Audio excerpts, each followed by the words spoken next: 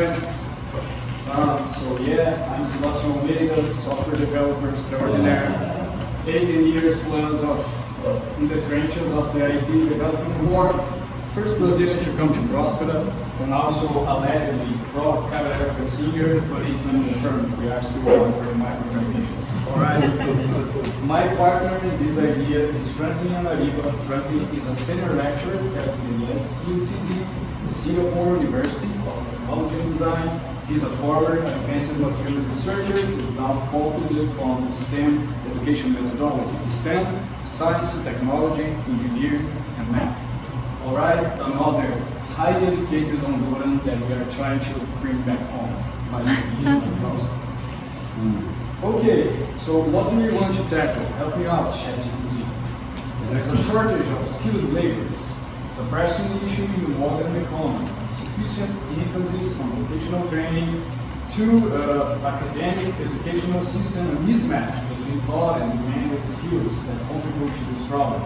Of course, rapid technological advancement further widens this gap. So TLDR, we have a shortage of skilled laborers, and this is a global phenomenon.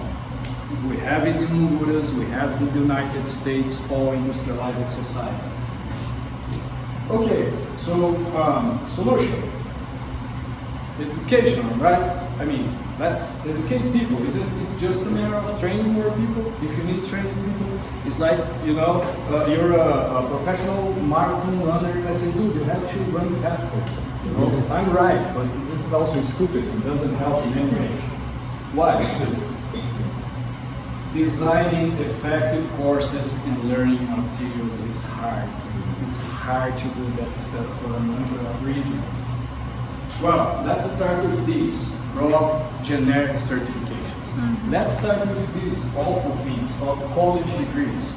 You know, so you go to college for 4 years, they give you a piece of paper, now you're a computer science student. What does this mean? What do I know? Am I a math genius? Do I know how to rebalance in RD2? You have no idea. You just have this broad, assumption that I study at least a broad range of skills for a number of years, but you don't know exactly what I do. No? Another problem. What should you teach? How? I'm devising a new course. I want to train new carpenters, electricians, you name it, software developers. You don't know what people know or don't. You don't, you know? There are gaps in basic education. We have a lot of this in Brazil, like people study for 12 years, they leave school, they don't know how to read, they can't do basic math, you know? How do you account for that when you're training them people? We have another thing that we have in Brazil, low quality technical education that doesn't account for much. And there's also cultural factors to take in account, like if I need someone to work on Sunday, is that going to be a problem? In some societies, yes, in some societies not, so we have to account for that as well. Okay, solution. I have one here, micro-credentials. What are these? Bite-sized qualifications that demonstrate ability. What is ability? Skills, knowledge, attitudes in a specific subject area. So, example, why does metal conduct when rubber isolates electrical current? Skill, can you replace this power plug? Attitudes, did you take the necessary protective measures before replacing the power plug? Did you wear the rubber boots? Did you have the equipment? So it's a mix of knowing why, having the actual and good skills to do that, and also having the correct attitudes to put that in practice. Okay, so to sum it up, micro-credentials are fine-grained certifications for attesting skills, knowledge, and attitudes. And since these are fine-grained, they allow for these real detailed ability maps. You know, it's the completely opposite of the college degree, which is this broad, generic thing that doesn't really describe anything. You know, you can certificate real specific skills.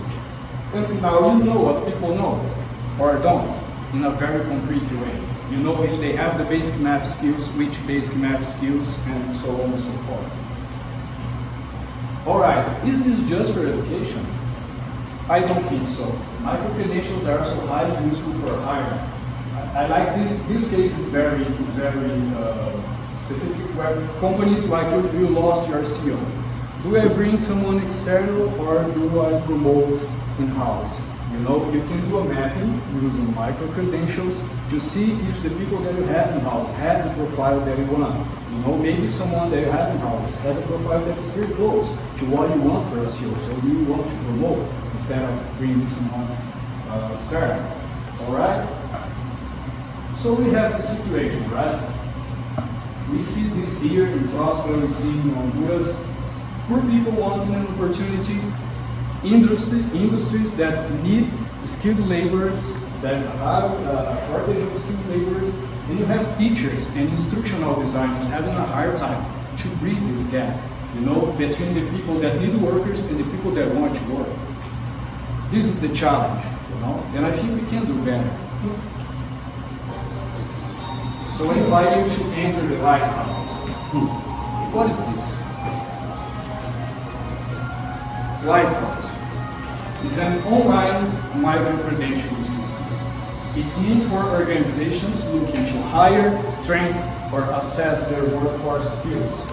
It does this through a mix of standardized STEM tests and also a network of trusted technical partners, and it issues these micro-credentials as NFT certificates on the Solana blockchain. Unlike traditional course and certification methods, which are, again, broad, generic, and usually have a very low retention rate, Lighthouse is laser focused, it's composable, and most important for all, it provides immediately useful information that you can act upon. You see? So, organizations give us a shopping list of the skills that they need, skills, knowledge, and attitudes. With the organization, working alongside this organization, we split that in a hierarchical tree of micro-credentials, pretty close to what Khan Academy does, you know, with the requirements. And we devise the actual assessment, we do the assessment ourselves, and meet the NFTs. Why NFTs? Why bring these into the mix? Because we want the people that are certified to own their credentials. So even though Lighthouse means the NFT, the certificates, you're not married to our API. You can take that somewhere else, you know? And then we provide a detailed case report for you to establish trends. We see that young Hondurans that come from the public education, they have a consistent lack of these specific skills. So you can build for them. You can create this highly tailored course that's highly effective. So that's our business, folks. We provide you with the critical information that you need to establish a highly effective training and hiring methodology process, you know. Also, it's good to clarify this. We are not into the education business. We are not into the hire business. We are a skill assessment company with a very unique methodology tied to an online platform. All right? Thank you very much. So